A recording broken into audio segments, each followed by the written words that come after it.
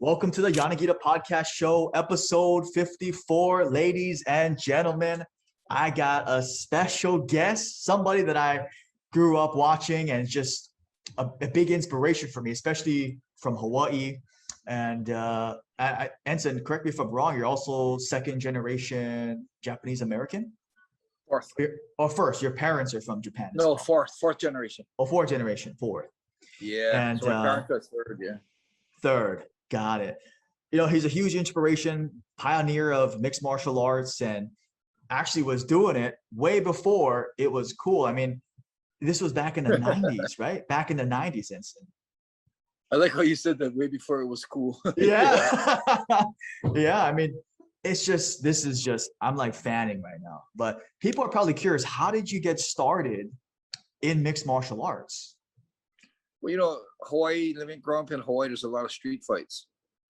A lot of stuff in Hawaii was solved by, let's go take it outside, So I got started in martial arts just so I could defend myself in the streets. Wow. And so what martial art was that? Was that jiu-jitsu or was that? Well, if you want to talk about my very first martial art, it was karate. Really? And I think I lasted like 3 classes. I think I was 7.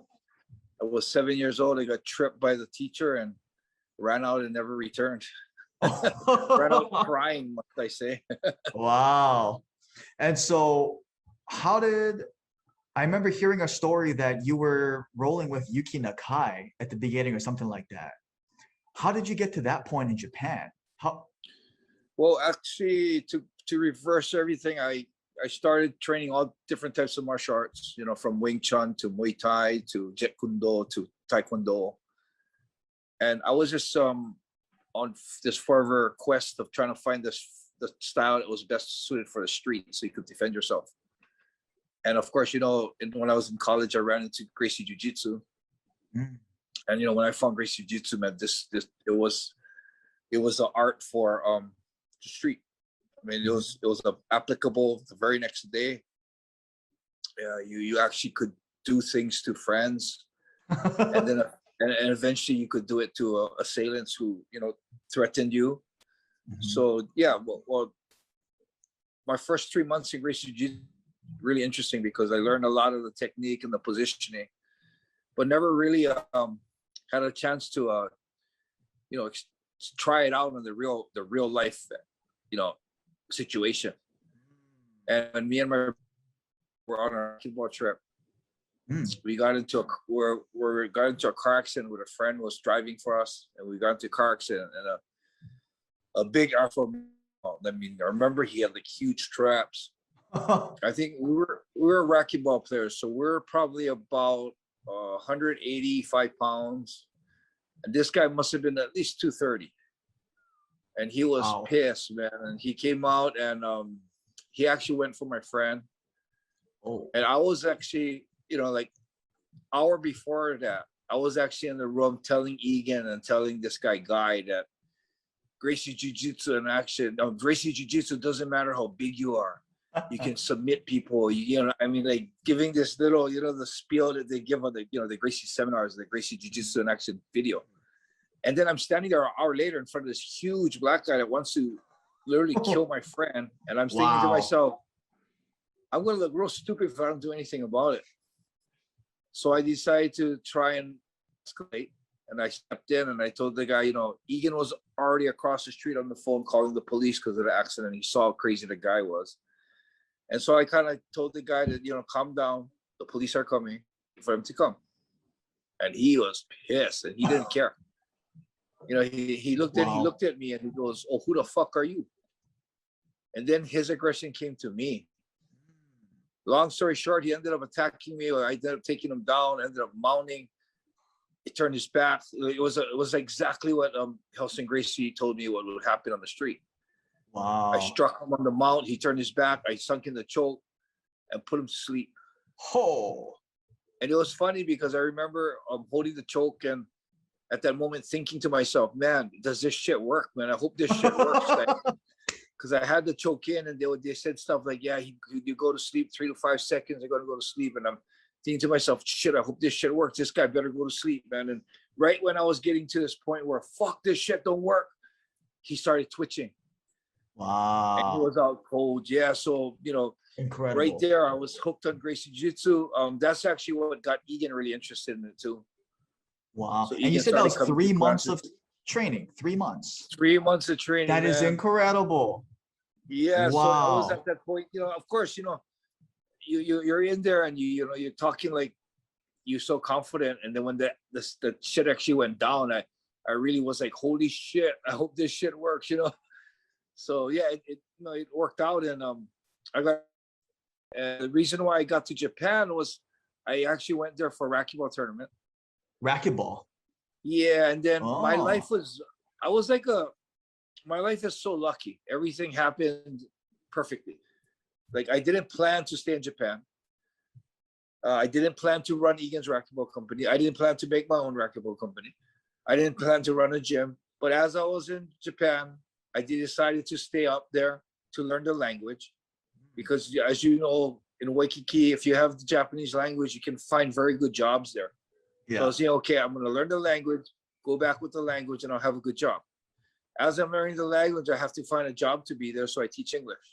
I'm teaching English, and as I'm there teaching English, Egan comes out and tells me, hey, why don't you take over my racquetball company for me in Japan, run the Japan division, because his rackets are really popular in Japan too.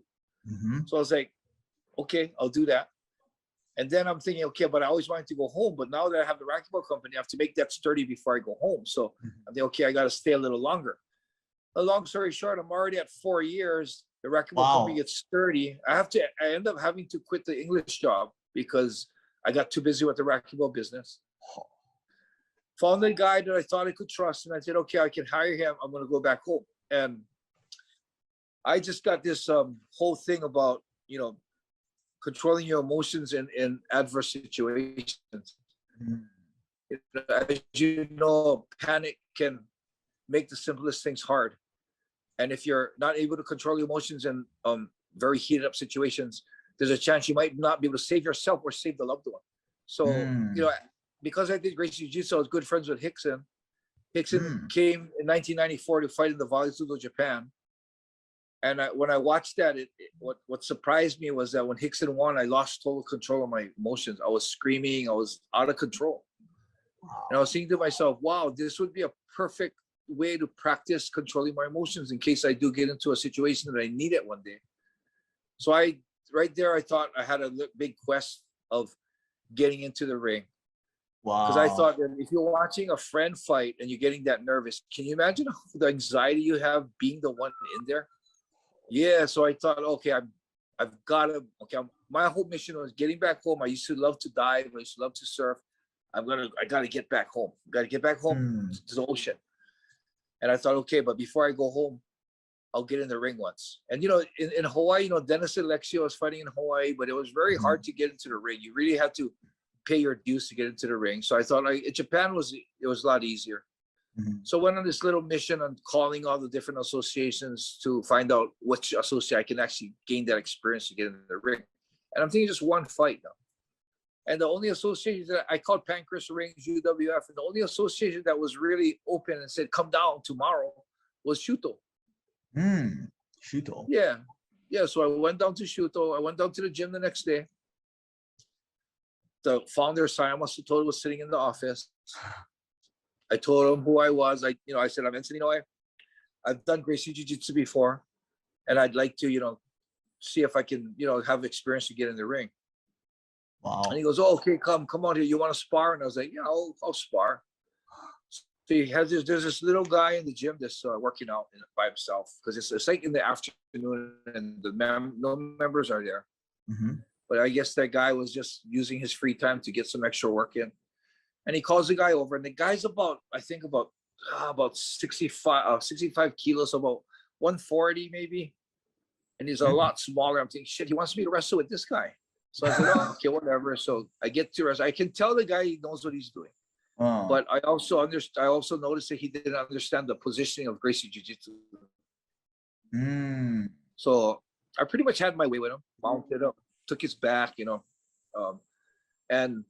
that coming to that first question is that guy ended up being Nakayuki. That's crazy. And how long were you training at that point? I mean, uh, was it a few I was years in or? Gracie Jiu-Jitsu about 2 years, I think. I had a blue belt, Wow. but it was actually stagnant because the 4 years I was up there was no one to train with. Oh. So I think I might have been the longest blue belt ever. You know, it's years. I was years in blue belt.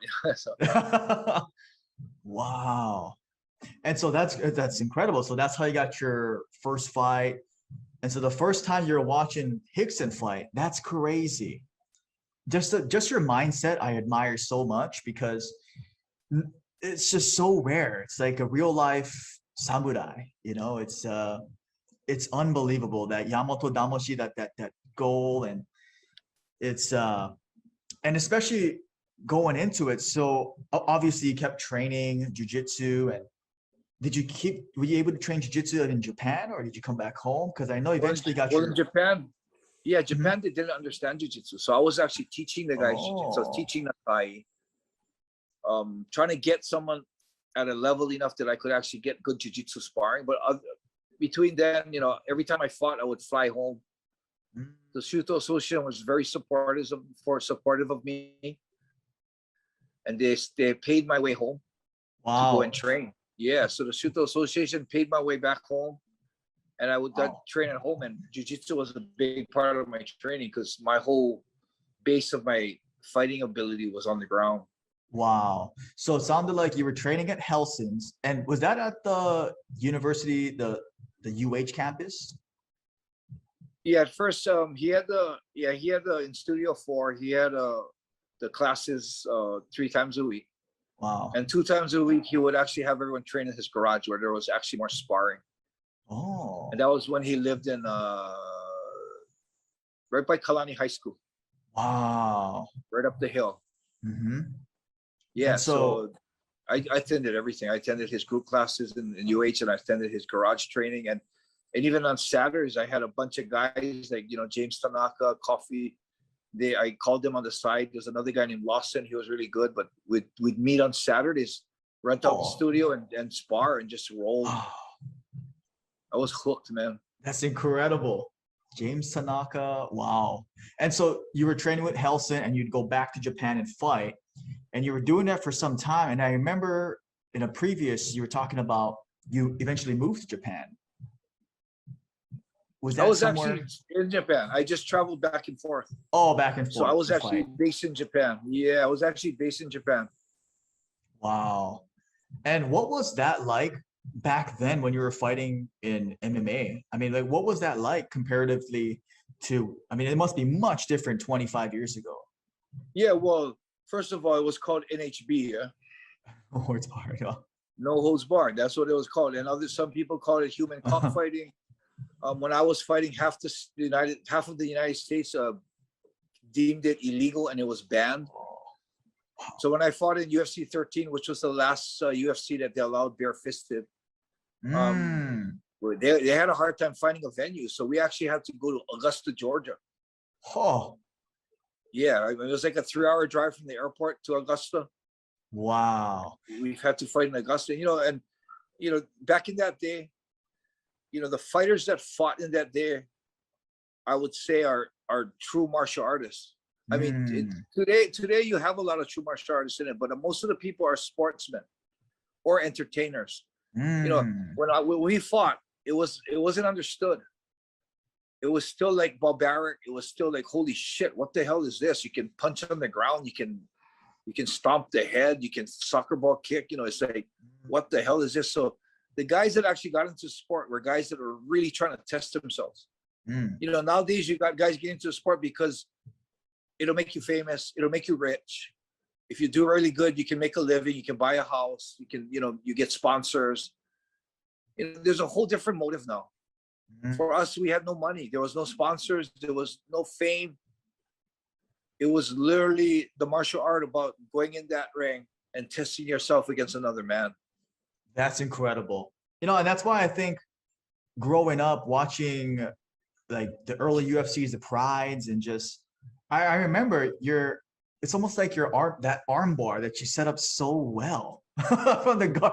I remember it was I mean there was a multiple times, but there was the Randy Couture one, and then even in the UFC 13, if I'm not mistaken. Royce Alger. Yeah, that armbar. Oh, I was like beautiful. Oh my goodness. And yeah, especially back it then. helped. It helped that people didn't really understand it then, so it was a lot easier to pull off. Nowadays, so much people understand the arm bars and the defense to it. It's hard to get it that clean anymore. Oh my goodness. So you were in Japan, and then I remember also there was a huge fight with was it the Russian guy Igor? Yeah. Igor Vovchanchi. Yes, that was. I mean, I watched. Yeah, I love your interview and just your mindset after the fight. It's just like a true warrior. Like, gosh, like that's when I was realizing, oh man, I gotta talk to this guy. I gotta shake this guy's hand. And even like in Honolulu, when I was in college, we would train at the UH studio, except it was James Tanaka and Homolo was there. Oh yeah, Homolo was there when I started. Yeah. Oh, okay. So yeah, the two of them, and then they would say like, oh, there's the Inoue brothers, and I was like, what? Who? You know, I was like, oh my gosh, and then I started digging into different things, and I was like, wait a minute, is that the guy that was fighting in Pride and from Hawaii? And I was like, oh my god, that is so cool. Yeah, Homolo and James is probably the two guys that really when I was up in coming up, I was my good sparring partners. Wow, Homolo and James. Oh my god! And you know, this is probably something people don't know much, but there was I know you did an ADCC submission grappling with was it Mario Sperry? Yeah, it was a super fight in 1998. Wow. I was invited to participate in the super fight. I wasn't in the tournament, but I was in the super fight. Yeah. And I fought Mario Sperry because I think he was the year before he was a champion. Right. And so I was a challenger coming up from beating Randy Couture. Oh, that's how I got it. I actually got that. I got that fight because I beat Randy. Oh, wow.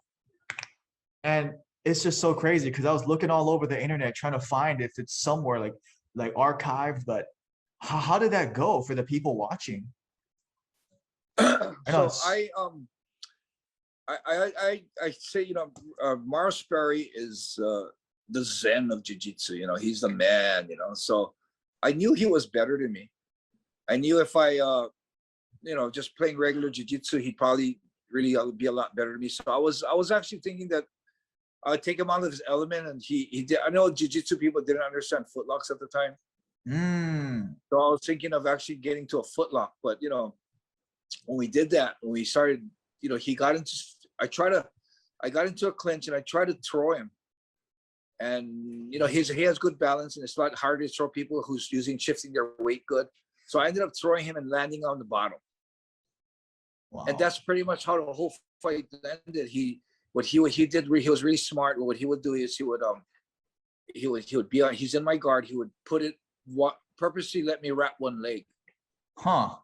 So then he'd be out of my guard. I mean, almost like I got him into my half guard, and then he was good enough to swivel and get his legs out, and 2 points for passing guard. Then he put his leg back in. Yeah. So, wow. But you know, it was really hard because I, you know, as good as Mario was, if he wanted to hold me, he probably could have just held me the whole time. So I was hoping that, you know, he tries to advance and mount and submit me, then I would have that time to, you know, catch him in a little opening when he's creating space. So he didn't move, and so I remember talking to him in the match. I said, "Hey, Mario, man, you're good enough that if you don't want to do anything, this is how the fight's going to end, man." And I remember him looking at me and said, "Hey, you're too dangerous, my friend." So wow. In a way, I was frustrated, but it showed a lot of respect for me. And I think he ended up beating me, like, I don't know what it was, 12-0 or 12-0 or something, because he kept, it didn't look like a 12-0 match because all he was doing is putting his leg in and getting it out. But statistically, he scored like 12. I don't know, might have been even more than that. Wow. Just keep pass, put your foot back in. Wow. Yeah, real smart, real smart. And I was dumb That's enough to keep wrapping up the legs again, thinking that, oh, okay, let me put full guard now, See, Later that's on, halfway incredible. through the match, I was realizing that shit, he's just freaking getting points on me, man. Oh man. So what happened between blue belt and black belt for the people listening? I know we're just talking about blue belt earlier. Now we're at black belt competing high level under John Lewis. And So when I got my blue belt through Helson, and then the reason why I got my purple belt was because on one of my trips back and forth, I went to a racquetball trip, that street fight I told you about. When I came back and told Helson that story, he gave me my purple belt. Wow.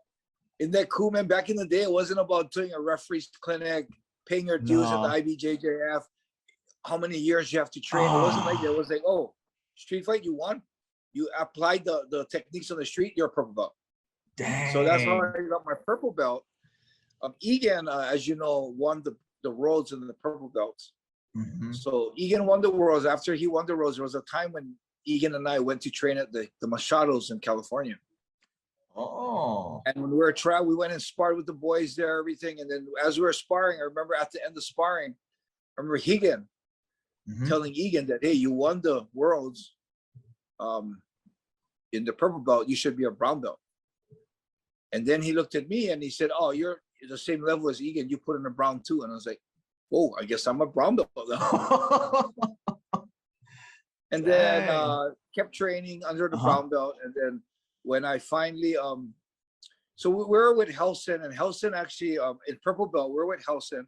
And the reason why we broke away from Helson is because he had a problem with Egan. Egan videoed some type of seminar we did, and they didn't like him, they thought he dubbed it before giving it to them. I don't know what really happened, but Hickson had a bad vibes with Egan, and he told me to pick Egan or him. Yeah, exactly. Wow. So of course, my choice was Egan. So I had to, I left Helson, and because Egan was training with the Machados, I kind of started training with the Machados. That's how I got my brown. The Machados were really awesome to us. But there was a big Pan American riot. Have you heard about it? It was at Kaiser High School where we had a Pan American event, and there was a riot between us and the Gracies. I did only through like stories. That's so crazy. So yeah, well, that happened. Yeah. Wow. And what happened with that was, John Machado was there, and he stood by us. He stood by us through the whole thing. And all the Gracies are pissed. Had Helson there, had high-end Gracie, had Hawks in. They're all pissed off. And Hagen stood by us. And the next day, Hagen came down to our gym to talk to us, and Egan took the initiative, saying that, he really appreciated the loyalty that Machado showed us, but he also said that he didn't want to put them in that position where they had to fight with their family, because they're cousins, the Gracies and Machados. So Egan made that choice, and told John that, we're going to break away because we're causing too much hassles for you guys. That's how we broke away from the Machados, and we were good friends with John Lewis, and John Lewis kind of took us in and started working with us, and that's how we became under John Penederas through John Lewis. Wow. And the way I got my black belt was because I beat Randy. Oh, wow. So wait, what year did you start training jiu-jitsu? Because that was in 98, right, Randy? Yeah, Randy was 98. I think, I don't know, man, because wow. Because when I started when I was college, so I think the first time I went to Gracie Jiu-Jitsu was 1986. Yeah, it was 1986. Wow. When I first started training jiu-jitsu. Oh, what a journey. And when I moved to Japan, I didn't even have anyone to train with. So there was that big, long, like 4-year break span that I didn't have any training. That's right. And what's so unique for people listening that don't really know what jiu-jitsu is, like, it's incredible because people might think, oh my God, that's a long time. But it's just so incredible. That 12 years minus that 4 years. And wow, what a journey. It's just, I just really admire, what you've done with just from being from Hawaii, fighting in Japan, overseas, all the things that you do and currently doing. I think recently, what was the organization? Rizin, and I saw, what's his name again? Sudario. Sudario, yes. And that's just so inspiring. He's so young too, and he's so lucky to be training together with you. And I it's just actually got incredible. introduced to him by Saliva Konishiki. Konishiki. Yeah, he actually called me and asked me if I could work with the kid. Oh, wow. That's incredible. Saleh was a good, like a mentor to me, because when I went to Japan, I think when I got here, he was already here like 7-10 years, I think. I'm not sure. But he was already here for a while. So a lot of stuff, the problems I had in Japan, he would always help me with them. He always, before he came to most of my fights. He was one of my biggest fans. Yeah. So when he heard that this sumo kid had to retire from sumo, wanted to fight, he thought of me right away and said, "Enson, man, I need you to help me train this kid." So that's how it all happened. Wow. And I know he just had a fight, and I think 3 fights so far in. That's incredible. 4. He had 4 fights now. Nice. So he's doing pretty good. He's picking up pretty good. And how old is he? He's only 20. He just made 24. Oh, I know, man. He's like my son. That's incredible. Yeah, just watching like the videos from the Rizin and everything. It's just like, you guys look like father son, honestly. Yeah, just everyone like says that. How you're pushing him and how you're so connected and how he like trusts you, and it's so beautiful to see that. It's a good relationship. Yeah. Yeah. And so I just wanted to take a question from one of the guys listening. His name is John. He asked, what did the previous generation of fighters do well and do better than today's fighters of today? I think the previous generation of fighters were fighting for honor. There was no shit talking. I mean, it was all. What I really liked about our generation was that you got it as it is. If I didn't like my opponent, I didn't like my opponent. If I didn't like my opponent, I was talking about him in a bad way. After the fight, there was no hugging, there was no handshakes. It was real straight up. Right now, it's like, you see these guys talk and scream at each other, and after the fight, they're hugging, and it's like, okay, what was that all about? You don't know what you're really getting, So, wow. I mean, and as far as the entertainment aspect of it, it creates a great excitement, and it does create you like, I want to watch the fight. But it's almost like watching a movie or watching pro wrestling. And I understand. I'm a hypocrite because I understand that that's the reason why MMA is so huge right now, is because of that. And if it was just martial artists, it'd be pretty boring, no shit talking, But I am a little sad that it's moved away from martial arts. It's actually had 2 changes already. Yeah, from martial arts to sport, and then now it's from sport to entertainment. Wow. So yeah, I don't know. See, I can't really say I hate it because I do enjoy the shit talk and watching it.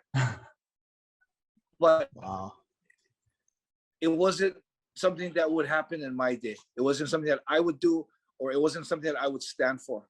And that's so true, because you would never hear fighters doing that back in the day. Like back in the like when you're fighting, even in Pride, like you wouldn't hear that. All like the like yourself, Nogueira, the Fedors.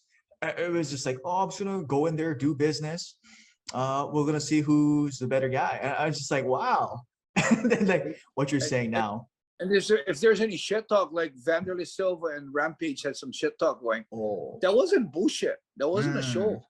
They went at each other in the ring. And you know what? And what you guys don't see is backstage they had to keep them separated. Wow. And then there's confrontations at the hotel. If they run into a hotel, it's fucking happening. You know what I mean? It's like, it's not no bullshit. You're not trying to sell the fight. You're not doing it to hype the fight. The fight's over. They still want to freaking get at each other's throats. Wow. Yeah, that's how it was in that day. Yeah, because you don't see them hugging after. It's just like boom, and that's it. Wow.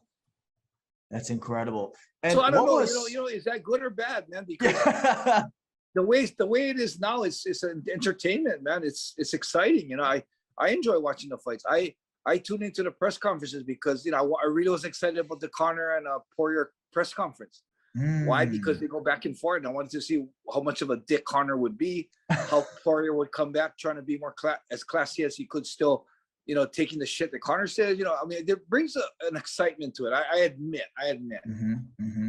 What did you think about that fight? I mean, with how it ended and with the foot, the guillotine attempt. I didn't know what happened in the beginning, but when I saw the foot, I assumed it was from him kicking a Poirier's legs. But when I see, I think the coach for Extreme Couture, Eric Mixat, his mom actually pointed out the fact that there was a up kick that Conor kicked, and his foot hit. It was right before he stepped back. He kicked a up kick, and it hit a Poirier's elbow. Oh. Yeah, and looked like that's where the ankle was compensated. Yeah. Oh. But it's all part of the fight. You can't. I mean, Conor can't say that he didn't beat me because he didn't cause that injury. But it doesn't matter what happened. It doesn't matter if you slipped and it was a freak fight accident. I mean, Anderson Silva kicks his leg. It's still a loss, man. You were defeated. Whether it was a freak accident or not, that's part of the game, man. You can't say this. I can't consider it a loss because you're going into the fight accepting that the guy might have a lucky punch. He might throw you the wrong way. You might go unconscious. You might kick his leg and break your leg and lose the fight that way. It's part of the game, man. So to say that you didn't lose is just an excuse to try and keep the hype going. See, that's an incredible eye too. Seeing that whole up kick thing. Wow. Yeah, I know. That was because I didn't see that. And when Eric Nixak posted on his Instagram, I was like, wait a minute. And I looked at it, I was like, holy shit. So I actually wrote a message to him. I said, hey, your mom should be hired by the athletic commission to judge fights. Oh, wow. It's just incredible. Like, and just wanted to step back into that whole Pride and Rizin thing, because isn't it the same CEO that's running the boat show? Or yeah, it's the same guy. Actually, the guy who used to do all the legwork, his name was Kato. He's no longer with them. But Takakibara, the main guy, it's the same guy. So it's pretty much here. People in Japan consider it a part of Pride. Like Pride, the continuance of Pride rising. Wow. Because there were other organizations. I remember there was a Dream, and then there was something else too. There was a bunch. There was Dream. There was Sengoku. Yeah, there was a whole bunch of the different little ones that came up, but never really lasted. Even the one that I fought in on my comeback was Astra. Oh, that's that right. one only was a one and planning to have more events, but it was a one and done. Wow. What is the state of MMA in Japan now? Because I know 15, 20 years ago, it was huge. Is it starting to? When Pride was happening, it was huge. When Pride was in, it was huge, but it's on the rise again. Rising's doing really good. It's on the rise. It's not near what Pride used to be, but it is coming up and they're creating their own stars, and there's a lot of excitement. So it's definitely on a very good upward swing. Dang. This is just so crazy. And so we could like talk forever, and like I just wish I could just grab over and just shake your hand and thank you, because virtual shake. Yeah, people listening probably like, Justin's like so into like fanboy today. But be on a serious note, I just want to acknowledge you. You probably get acknowledged a lot, but just acknowledge you for coming on and sharing your stories and the mindset and the willingness and just being real. And the other thing that I think really, I remember as a teenager looking in, I was like, wow, that's incredible. I think there was a story about you were standing up for, or I don't know if it was standing up for a friend or someone did something wrong to you, and it was a mix-up with the Yakuza or something in Japan. And I just thought like, wow, this guy is like true to his word and just guns, just does it. But there's a lot of stories like that. Yeah, there's when you said that, there's like the first thing that went in my head was, I wonder which one. So I had a lot of run-ins. Oh, I had a lot of run-ins. I have a lot of high up friends right now, but there are also guys that I had run-ins with. wow. And I always remember that I would stand up for what was right. If my friend wasn't wrong, I would stand up with him. If he was wrong, I would let him know that he's wrong, and then I would talk to the, whoever's pissed at him and try and negotiate something out. So, the Yakuza, the higher up guys, they live by their word, their honor and their word. So as long as you stay on their straight line and you don't do things wrong, you can't go wrong. I mean, I've beaten up 3 of them already that backstabbed me or lied to me. And of course, when that happened, the higher ups came out, and when they heard what happened, they backed down. So, yeah, I mean, some of the situations I get into, I'm not saying that the Yakuza aren't powerful, because if they wanted to, they could come and kill me tomorrow. They had so much power. Of course, they wouldn't get me without me taking down some of their guys first, but they could easily do it. And sometimes when I'm getting into confrontations with it, there's that little fine line that, man, is this worth it? And if it's about just, helping a friend and then risking everything I have here, you look at it in a shallow sense like that, it isn't worth it. But if you look at the fact that in your heart, the Yamato-Damashi way is to do what's right, no matter what the consequences. If it's the right thing, it's the correct thing, you stand by it. And that's what I chose. If I don't stand by what I believe is right, I'll lose the pride in myself. And a man without honor, a man without pride isn't a man at all. And they have that saying, yeah, I'd rather die. I'd rather die tomorrow than live on my knees or something, something like that. And that's kind of what it is. I'd rather die than have to live by breaking my honor, breaking my word, and being not a true man. Dang, that could be the mic drop. That's so deep. Wow. I feel like, the other reason why I really want to do this podcast, on top of sharing with everybody, especially all the new current MMA guys, is and our audience on Maui and Hawaii, is that I just feel like I'm benefiting so much as well too, just listening. And so one more time, I wanted to acknowledge that. And we're wrapping into it. What do you want people to know if this is the first time hearing about you? What would you want people to know about you? I know we did the whole 30 minutes. I'm just someone that I'm not like that special, but I just hold a very strong sense of integrity and honor that Yamato-Damashi allows me to. I say that I live the way of Yamato-Damashi is a way of life. So it considers of one, compassion over others, helping people in need. The next one is loyalty, to be loyalty to all your friends and family.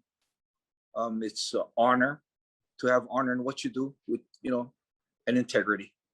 So those 4 values are the values of the Yamato-Damashi way. And I'm not anything special. I just live my life in that way. I walk the road of Yamato-Damashi, and some people don't understand it. They can look into the word. I also have a book. Where are you located? You're located in Hawaii. Are you still in Hawaii? Yeah, I'm Maui. Oh, you're Maui. Okay. Mm-hmm. Have you read my book? Not yet. Okay. After we're done with this, you send me your address. Oh yes. And I'll send you one of my books. I'll actually have her. I'm not in Hawaii right now, but I can have my wife. She's running the shop right now. But I can have her send you a book, and I can sign it later when I meet you, because we're gonna meet someday, right? Yes, sir. Oh man, dude. I'll send you that book because the reason why I wrote the book wasn't because I wanted to make money or wanted to be famous or anything. I'm one of the most misunderstood fighters in the world. And my way and my thought process of my mind, the way I think, is people don't, unless they get to sit down and talk to me, they will never understand it. Yeah. So that book covers all of that. It tells about my fights, tells about the stories of my life that's molded me into who I am today. So I'll send you the book. So since it seems like you're really interested in that, that mindset. Yeah. So I'll send you the book so you can read it and check it out. Oh man, thank you. And for people listening, if they want to find the book, where can they find it? I think it's on Amazon or Amazon? You can go to my Amazon or I have a bracelet company. Okay. And it's I make these Power Stone bracelets. Oh wow. And it's real easy to remember, destinyforever.com. Got it. Yeah, we'll put that in the link. Interested in that, look on that. It has a lot of my my media stuff, stories about me, and it has the bracelets that I make, has how you can it has a lot about me on that. So if you go there, you can order the book there, you can order bracelets, you can check it out, check out my story. Got it. Oh my goodness. And so for people listening, if they want to reach out to you, and where can they find you? Is it social media somewhere? Yeah, I'm not the type of guy who has anyone do my social media platforms. I do it all myself. When you get a message or an answer from my Instagram, it's me. So I'm on Twitter, I'm on Instagram, I'm on Facebook. I mean, as you know, that's how you reached out to me on Instagram, yeah. Mm-hmm. So those 3 platforms I'm on. And I also, I'd like to let you guys, everyone know, I have a YouTube channel now that I'm just starting up. So we're doing a lot of, this type of talks, about my mindset. I just did one, why I started fighting, and it goes into depth on why I started fighting. And it's totally different from the fighters today. So that's going to probably be uploaded tonight, and it'll be a new episode on my podcast. So, you can check out my podcast. I answer and look at all the comments, even if there's 100 of them. I look at all the comments. So, like and subscribe my YouTube. I'll be putting up a lot of content throughout the years. Nice. And your podcast is called Yamato-Damashi? Yeah, Yamato-Damashi Podcast. It's it's a podcast, but it's not a podcast because it's just on my YouTube channel. Got it. Yeah. Sweet. And so you're in Japan right now? Is that where you are? Yes, I'm in Japan. I've been in Japan for 30 years, so I just go back and forth. 30 years, bro. 30 years. Wow. So you've been in Japan more than you've been in Hawaii at this point. Yeah, I left when I was 23. Oh, wow. That's incredible. So when you guys train, do you have like you have all your purebreds? Why not do a quick shout out? Purebred gyms. Yeah, we train at purebred gyms. Yeah. So you founded that a while ago, or? Yeah, I founded that. That was in 1997, I think. Where was the first one? Gyms around the world. Yeah. Where was the first one? The first one was in Omiya, Japan. Omiya? Yeah. Wow. In Saitama. Yeah. Are you still around that area now in Saitama? Yes, I'm still around the area. That's awesome. I'm in Saitama. Yeah, I bought a house here. Yeah. Oh wow! And so that's where Sudario goes to train. Yeah. So Sudario was actually living further away from me, but when he decided to train with me, he's actually moved 5 minutes away from me. Oh, that's awesome. Yes, he's right down the street. Yeah. Wow. So we can train every day. That's incredible. Well, Enson, I want to just thank you so much again for your time. I'll get you the address and everything. Please follow this guy, check this guy out. And we'll put all his links, the YouTube, the Instagram, the social medias. So please check out his stuff. That I really benefited from this, and so did everybody else. So thank you so much again. And thank you guys for tuning in. Like, comment, subscribe. See you guys in the next episode.